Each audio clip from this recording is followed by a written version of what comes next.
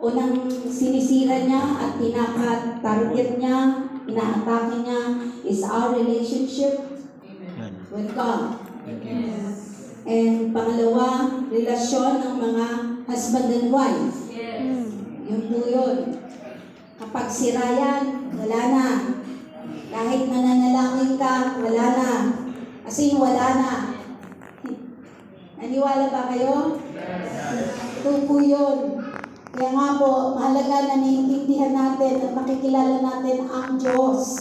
Ang puso ng Diyos, mahalaga na nadadala natin. Kasi minsan marami tayong kinasanayan na akala natin sa Diyos, pero hindi. Yung tipo, galit ka sa asawa mo, pray ka ng pray. Hindi po yun acceptable before God.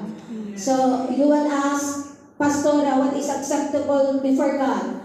Kapag galit ka sa asawa mo, ang sabi po sa Mateo 6, na pumunta